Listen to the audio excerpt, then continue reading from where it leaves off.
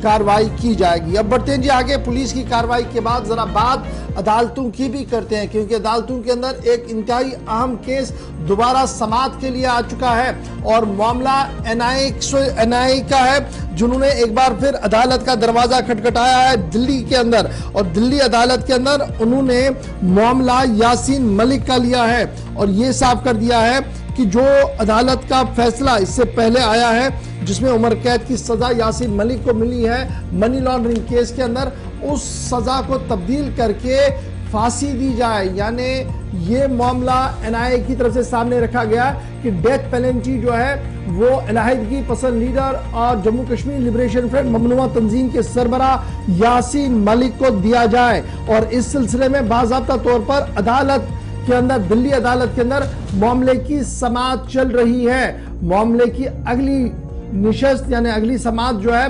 29 मई को, यानी आज 27 है, आज तो छुट्टी है, 28 भी छुट्टी है, 29 मंडे को सुबह एक बार फिर यह मामला लिस्ट किया गया है।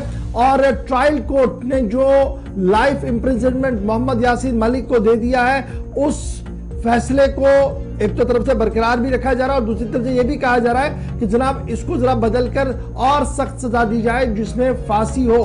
ट्रायल कोर्ट ने पहले रिजेक्ट किया था एनआईए की दरख्वास्त को, जिसमें उन्होंने ये कहा था कि कैपिटल पनिशमेंट हो, और उन्होंने कहा था कि जिस तरीके के हालात हैं और जो केस के अंदर वजूहात है और बाकी चीजें, उसके हिसाब से बहुत ज्यादा सजा जो मिल गई है। और जो लाइफ इम्प्रिजनमेंट है वो तब तक है जब तक वो जिंदा है, और इसका मतलब वो खुद ही जेल के अंदर ही मरेंगे, बाहर नहीं आ सकते हैं। लेकिन एनआईए लगातार असरार करती रही थी ट्रायल कोर्ट को कि इसको जनाब फांसी की सजा दे। जब वहां पर नाकामी हुई तो कौमी तहकीकाती एजेंसी ने अब अदालत का दरवाजा हाईकोर्ट का खटखटाया है और साफ किया है कि जनाब मामला इंतहाई संगीन है, इसलिए फांसी की सजा जो है वो दी जाए। लाइफ टर्म अवार्ड जो 2 बार किया है वो सेक्शन 121 वेज मुल्क मुखालिफ सरगर्मियां, उसके तहत आईपीसी सेक्शन 17 के तहत जो है कि आपने जी पैसा जमा कराया टेरर एक्टिविटीज के लिए यूएपीए कानून के तहत। फिर सुप्रीम कोर्ट ने भी ये साफ कर दिया था कि जब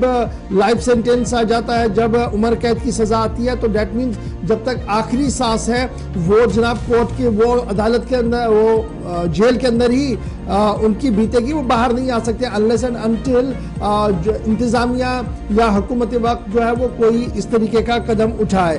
कोर्ट की तरफ से फिलहाल यासीन मलिक को 10 साल की जेल जो है वो दे दी गई थी, जिसके तहत सेक्शन 120B क्रिमिनल प्रोसीजर के तहत 10 साल है। फिर दूसरे केस में 15 साल है जो एक और केस है, फिर एक और में 3 साल है। तो कुल मिलाकर आप देखेंगे तो 30, 35, 40 साल का टेन्योर उनका जेल में गुजरेगा, जो ट्रायल कोर्ट की तरफ से दिया गया है। ताहम ट्रायल कोर्ट के फैसले से मुत्तफिक नजर नहीं आई कौमी तहकीकाती एजेंसी, जिसके बाद उन्होंने अदालत का दरवाजा खटखटाया है। और अदालत का दरवाजा खटखटाने के साथ ही उन्होंने कहा कि जनाब फांसी की सजा हो यासीन मलिक को। तो अब 29 तारीख को सुबह 10:30 बजे दोबारा इस केस की समाअत दिल्ली की हाई कोर्ट के अंदर होगा।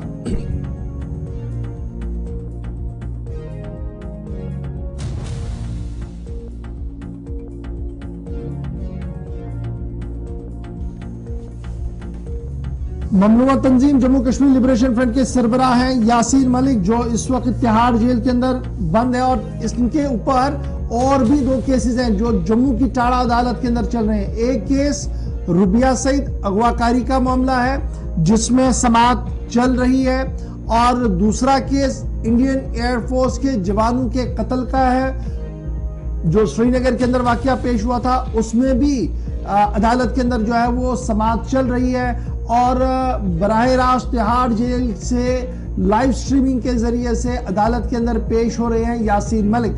कई बार उन्होंने ये कोशिश की थी उन्हें फिजिकली वहां पर लिया जाए, लेकिन सुप्रीम कोर्ट और हुकूमत की तरफ से जो मामला थे उस पर देखा गया और उसके बाद कहा गया कि लाइव स्ट्रीमिंग के जरिए से ही यह मामला आगे बढ़ेगा। और उसके फौरन बाद यासीन मलिक कई बार लाइव स्ट्रीमिंग के जरिए से जम्मू अदालत में पेश हुए, जिस दौरान उन्होंने जरा भी की है।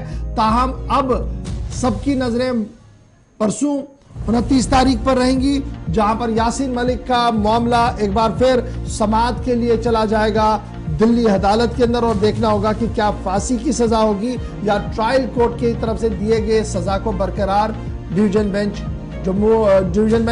दिल्ली हाईकोर्ट